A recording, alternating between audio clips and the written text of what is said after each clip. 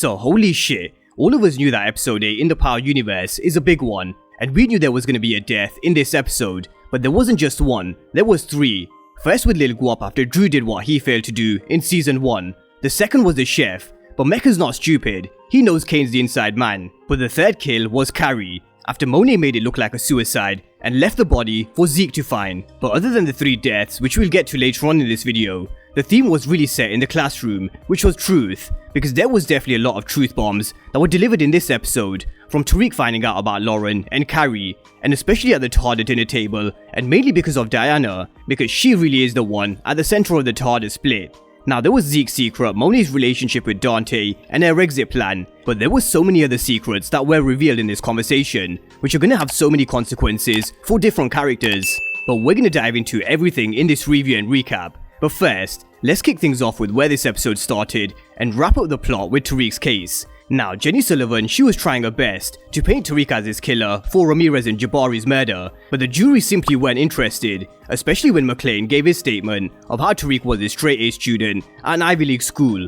and someone who had gained custody of his sister Yaz. But this trial was quickly stopped because Jenny Sullivan brought up the recording that she had of Tariq, admitting he knew who Jabari was writing about in his novel, which was from Lauren's Wire of course. But in the background, you could see Daniel, who's in charge of Ghost Estate and Affairs, and when he turns up, it's never good news, because this time he had news for Tariq that Yaz would be adopted and her surname would be changed, because this is what Ghost planned in case there was no family left, to protect her from whoever wiped out the family, and ironically, it is Tariq who wiped out the family. He killed Ghost, Tasha's in Witsec, Grandma Estelle is in rehab, and Yaz is gone. And I really do have a funny feeling we're gonna see or hear from Tasha before the season finishes, because Davis McClane did tease, let's hold off on the phone call to Tasha, when he was talking to Cooper Saxe while Tariq was in jail, and she's gonna be fuming that Tariq let this happen to Yaz. But with Lauren's recording, she'd have to take the stand, and finally it was revealed to Tariq about Lauren and Carrie's involvement in him getting jammed up. He had the recording and Cooper Saxe basically told him that Carrie manipulated her into wearing the wire, and this is something else I was afraid of. I mentioned before that Cooper Saxe seemed like he had more feelings for Jenny than Jenny had for Saxe, and it was written all over his face that Tariq heard the recording. But this is where we saw Tariq's inner ghost again. He knew very well what he was doing when he convinced Carrie that it should be her to go up on the stand and tell them that she knew the novel was about Tariq. But Tariq knew that McClane would blow her up on the cross. And of course, he did just that, and he did warn her that she was playing a dangerous game. Her relationship with Whitman, Jabari, Freaky Zeke, and McClane himself made her look real stupid while she was on the stand, and it was a real good move from Tariq, because Carrie lost more than just her job, and we'll get to her death later on in this video. But Tariq managed to pay McClane with this, and it moves us on nicely to the heist. Now Effie is someone who's been in the game for a while, and she knows her shit, so Sweaty, who is Trace's dealer, was no good, so they needed to come up with another plan to make some money, and this was it. Something which Cane peeped, and that was a ring, and this was his idea, because Tariq wasn't the only one who needed money, so did Monet and Cane. So they all came together, and did you clock the way Cane was checking Effie? This is definitely one to watch over the last 2 episodes. They may not know each other from before, but it seems like they may get closer, especially once Effie finds out about Tariq sleeping with Diana. But they made a plan not just to steal the ring, but to hit Mecca's stash as well. But this wasn't going to be easy, because Mecca was someone who would cut their waters off if he found out. This is why they used the GTG instead. But Tariq had everybody playing their positions from Cane to Effie, Brayden, and even Monet. But they needed Drew, and we saw Cane giving him a little incentive by telling him that he could kill Guap. So with Diana out the way at Tariq's trial, and Lorenzo out the way with Monet for the day, the plan was set. Now Mecca was pissed, because he wasn't getting his way with Monet and Zeke, and this is why he was taking all of his anger out on the chef.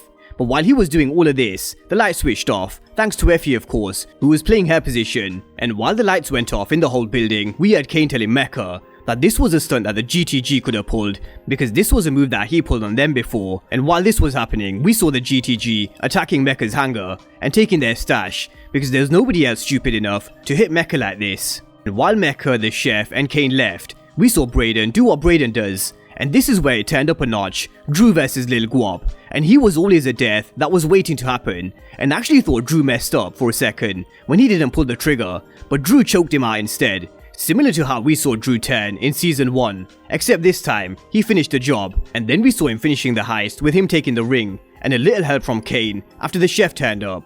Now Mecca's got a huge plan up his sleeve with the move that he pulled after he was robbed, because he took care of the inside man, which was the chef, but not the chef, and Mecca knows this. He 100% knows this Cane with the look that he gave. But unfortunately for the chef, for Mecca's plan to work, he had to go, because everybody is expendable on his chessboard. But what has he got planned for Cane? Because he knows who the real inside man was, and there is definitely going to be some consequences for Cane, because Mecca isn't someone who's going to take this shit lightly. So let's see what Mecca's next moves are, especially because he may have Monet running to him after everything that was revealed. So with that being said, it moves us on nicely to the Tahade story and all of the secrets that were revealed, and you could just sense the tension from the beginning between Monet and Diana, because they are so much alike each other. And with Monet's phone blowing up, Diana listened into their conversation where Monet mentioned Dante's name not once but twice, and taking it back to episode 7, not only did Diana see the text from someone beginning with D on Monet's phone, but Zeke also told her that someone called Dante approached him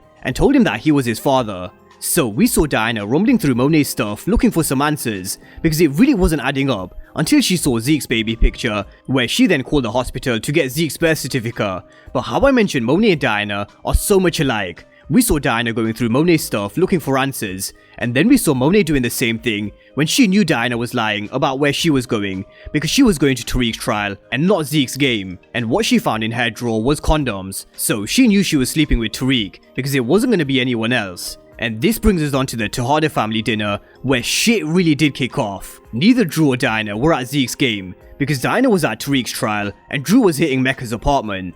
But with Diana spilling the beans on Tariq's case, she thought she'd deflect the attention away from her by first blowing up Cane. She told everybody how he was the one who was behind the powdered sugar move, and this caused tension between Cane, Monet, Lorenzo, and Drew. So then we saw Cane decide to deflect the attention away from him, and he told everybody how Drew didn't deal with Ev, but this was something that triggered Zeke, because that's his teammate, but someone who I think is next on the hit list. But before Zeke tried to leave, Diana dropped another truth bomb with how Zeke is Monet's exit plan, but Monet put it back on Diana with how she knows Diana's been lying about her whereabouts and how she's been sleeping with Tariq. But here's where it gets real messy, because Diana isn't the only person who's been sleeping with someone she shouldn't be. Monet is as well, and Diana blew up the whole Tahade family in this scene. She spilled a secret about Dante being Zeke's real father and how Monet is Zeke's real mom. She pulled out Zeke's birth certificate because she rang the hospital and they never had any record of Ezekiel Cross being born in 2002, but they did have one born in 1998. So Zeke isn't 19, he's 23, but Monet is the one who lied about Zeke's age. He's Monet's oldest son, and now the timeline really does start to make sense, because all this time Zeke thought he was 19. But in this moment, Monet's exit plan walks straight out the door, because now Zeke is going to start making moves of his own. So let's see how this works out for him. But with the truth being revealed, Monet threatened to kill Diana again. And this was the second time she made this threat. The first was in episode 6. But would she really kill Diana? I'm not so sure. Now, what else is interesting is, Lorenzo knows half the truth. He now knows Zeke is Monet's son, and Dante is his father. But he doesn't know that Dante is Mecca, who coincidentally is his new connect. So I do think this situation is still gonna get even more messy. But with Monet now losing her entire family, she went to Carrie's, where she told her that she got caught up in a lie. And ironically so did Carrie, because she was about to lose her job for all hers. But with Zeke finding out the truth, Carrie was one person who we would have ran to and opened up to, because that's what he did in season 1. And Monet realized for Zeke to run back to her, Carrie had to go, and leave Zeke with no option but to run back to Monet. So what did Monet do? She made Carrie's death look like a suicide, and it was the most perfect time to kill Carrie, because she got blown up in court where all her secrets were exposed, and nobody's gonna question her death because she was about to lose her job on top of this. But this was so savage from Monet, because on top of killing Carrie and making it look like a suicide, Zeke is the one who found the body. So let's see what impact this has on Zeke. But this episode ended with Tariq and Effie, with Effie being able to read Tariq like a book, because she knows him and Lauren doesn't. And with Lauren, Tariq is a different person, just like how Ghost was with Angela. He was living a lie, and something that wasn't real.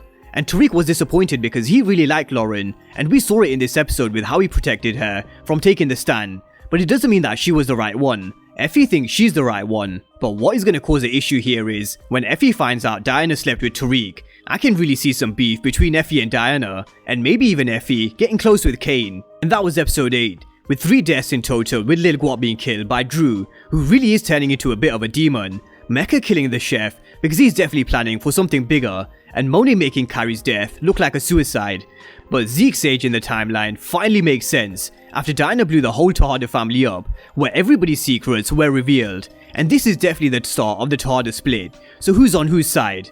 Drop all your comments down below in the comment section, and I will be back with my second recap in the evening as usual. So of course, if you're new to the channel and you haven't done so already, then remember to smash the subscribe button if you want to see everything Power Book 2 Ghost and Power Universe related. But as always, thank you guys for watching, and I'll see you next time.